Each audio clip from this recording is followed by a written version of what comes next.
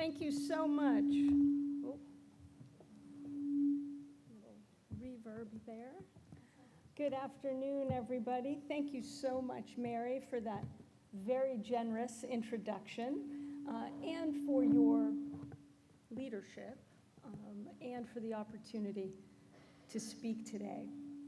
Let me also add my congratulations to Emmett Bondurant for receiving the ABA medal. Thank you, Emmett, for your contributions throughout your distinguished career and for your commitment throughout that career to advancing the cause of civil rights. Thank you so much. I think that's a big help. You don't need to hear me in stereo. Let me get this a little closer to you.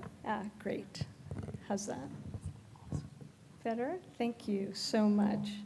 Now, I am very proud to share a stage with a fellow University of Chicago Law School grad. But you know, Mary, as you well know, they say that the University of Chicago is where fun goes to die. Now, Mary and I don't know anything about that. But clearly, old habits die hard because it's after 5 on a summer Friday, and we are all in a windowless ballroom with a bunch of lawyers. In all seriousness, it is great to be back in Chicago. I have very, very fond memories of my time on the South Side. I'm especially honored to be here as the ABA holds its first ever Democracy Summit. By making the summit the centerpiece of its annual meeting, and by convening a distinguished group of leaders on the task force for American democracy, the ABA is really leading the way at a critical time for our nation. I want to thank the task force for reminding us that we all have a responsibility and an obligation as lawyers and as citizens to preserve our democratic institutions, to defend the Constitution, uphold the rule of law, and build trust in our election system. Is that better? How's that? Okay. Okay. This work comes at a crucial moment, at a time when our democracy is facing a test of its mettle by threats of violence, foreign influence, and false information fueled by AI. But we have confronted challenges before and persevered. Indeed, the Justice Department was founded during Reconstruction, an inflection point in our country's progress, with a mandate to protect the civil rights of Black Americans and to combat white supremacists who sought to disenfranchise them.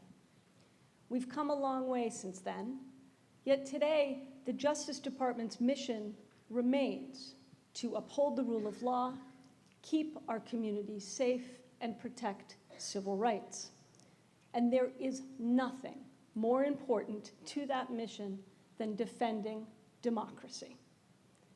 Our republic depends on the operation of a free and fair electoral process with results that are respected and with elections that are free from violence and free from foreign interference.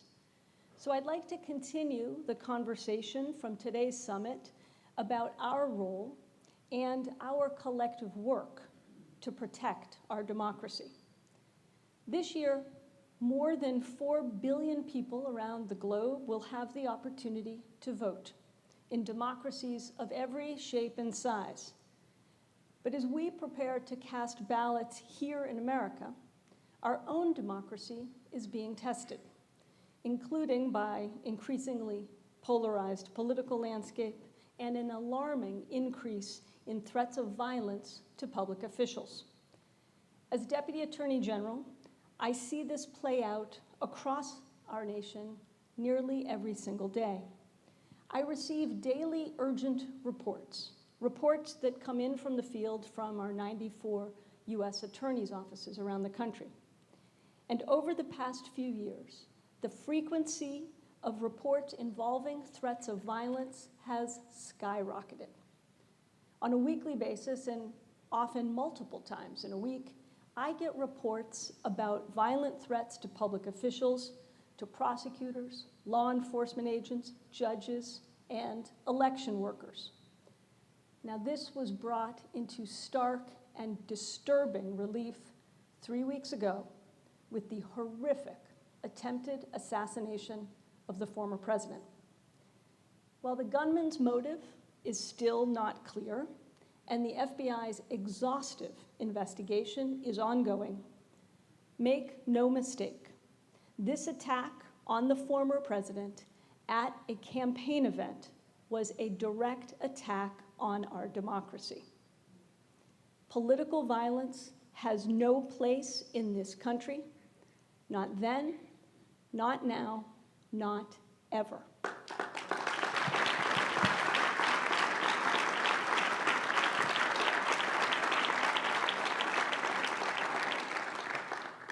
We must reject such violence in the strongest possible terms, regardless of purpose or party.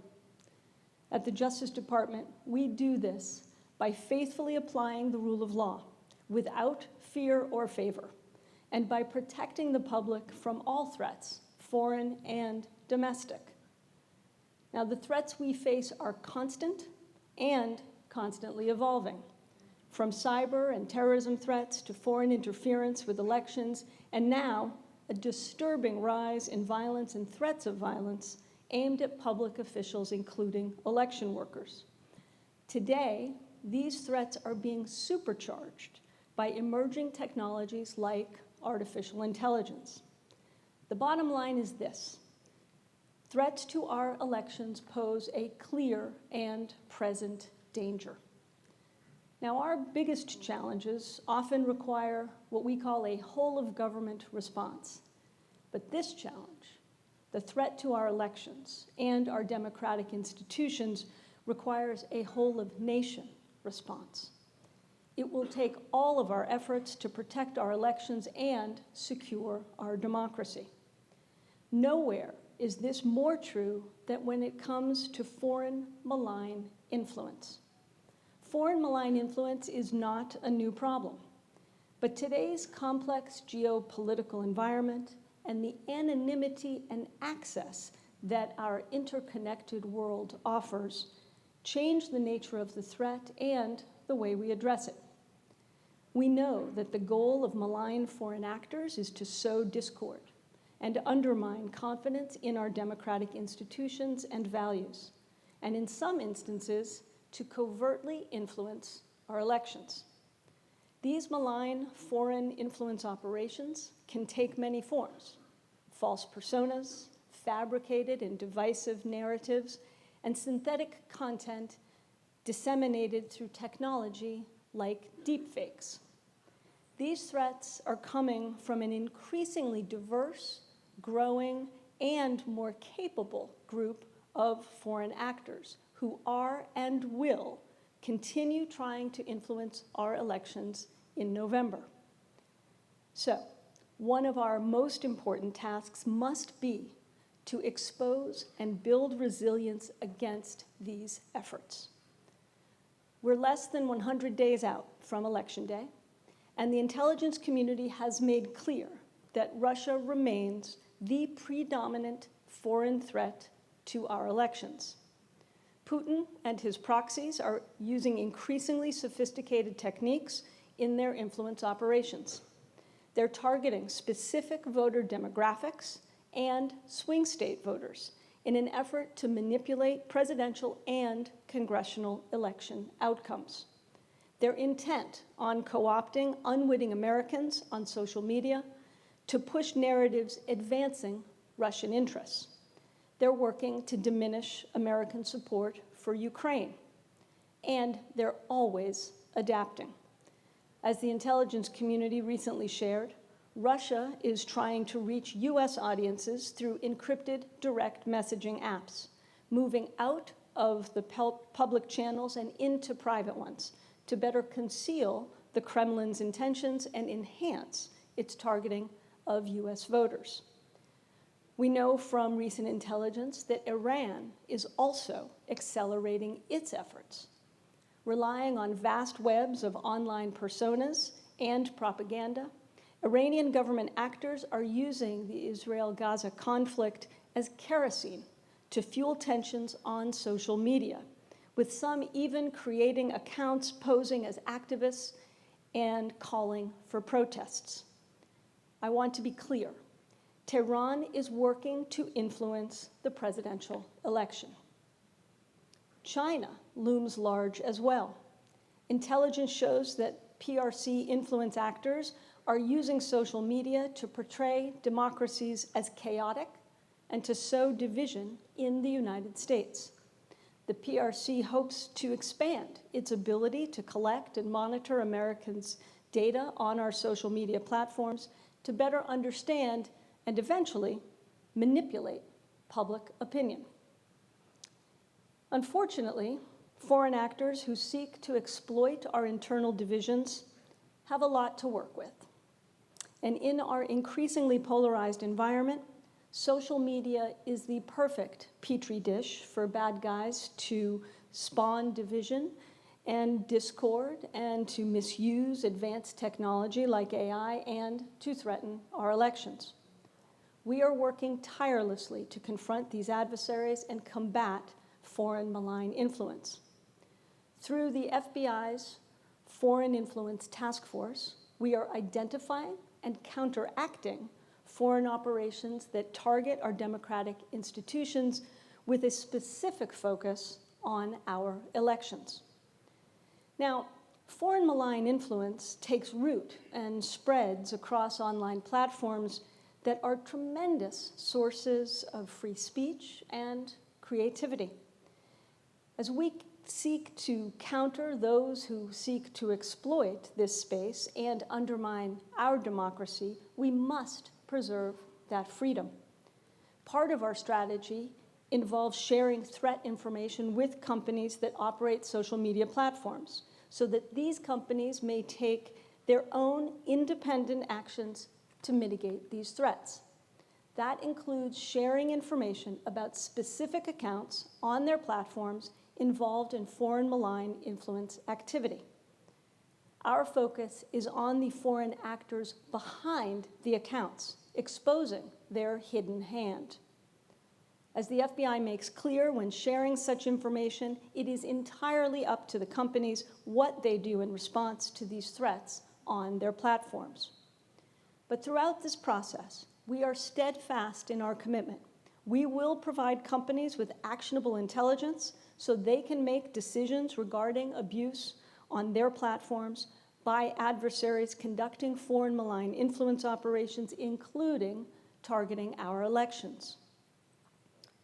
And while our adversaries try to hide their hand, we show our work, because we recognize that transparency about how we conduct this work is as important as the work itself, including how we do so while protecting First Amendment rights. That's why this week, for the first time, we made public a description of our procedures for sharing foreign malign influence threat information with tech companies, which the FBI implemented earlier this year. So as we carry out this work, we will continue to keep the public updated not only about why we're doing it, but also how. To strengthen our democracy, we must keep improving our transparency, because in today's world, no matter how well-intentioned, closed processes and unknown procedures breed cynicism and distrust.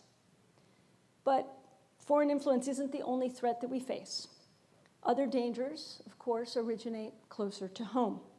As I said before, violent threats toward public officials are on the rise.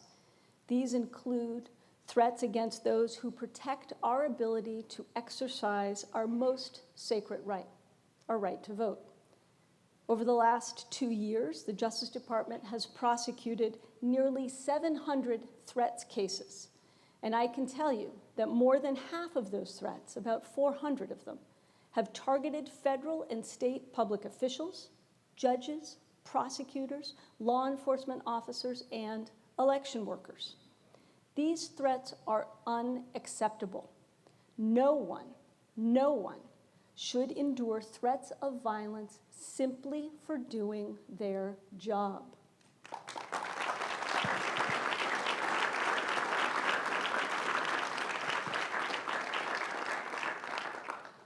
For the right to vote to be real for every American, election workers, who are often, after all, volunteers, must be able to do their jobs free from improper influence, physical threats, or any other conduct that's designed to intimidate them.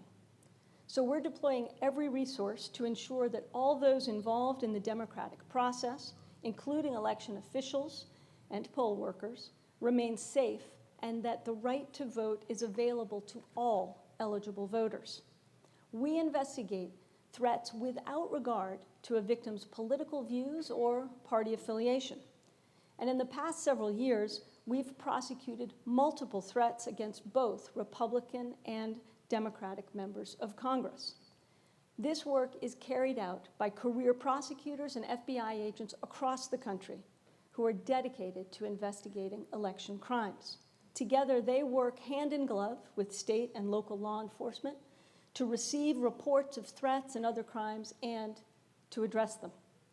To bolster these efforts, we established the Election Threats Task Force to investigate and prosecute the growing threats to our election process and to the public servants who secure it. After all, these are the people who ensure we can exercise our most fundamental right, the right to vote, the right that secures all the other rights. Just last week, an Alabama man pleaded guilty to sending threats via Instagram to election workers in Maricopa County in Arizona. We will not hesitate to bring more of these cases when supported by the facts and the law, because a threat to any election official, worker, or volunteer is at bottom a threat to democracy. Perhaps the most disruptive and novel threat to our democratic process comes from the misuse of AI. The misuse of AI to embolden those threatening election workers and the integrity of our elections, to enable wrongdoers to hide their identity, to provide new avenues to misinform and threaten voters through deepfakes that contain altered video or cloned audio, and to foster new methods to recruit and radicalize with incendiary social media content and online harassment and hate. So we're using all of our authorities to make clear that we will not tolerate the misuse of AI to execute and enhance violent threats and voter intimidation. That's why, just last week, in a statement of interest filed by our Civil Rights Division, we stood up for the principle that voter intimidation must be stopped, whether in person or via AI-generated robocalls. That's why, 3 weeks ago, in a first-of-its-kind operation, our agents and prosecutors disrupted nearly 1,000 social media accounts used by Russian actors and an AI-enhanced bot farm used to spread disinformation and fuel division among Americans. These are just the latest examples of our commitment to crack down on the misuse of AI, because every eligible voter has the right to cast a ballot free of coercion, intimidation, no matter how high-tech.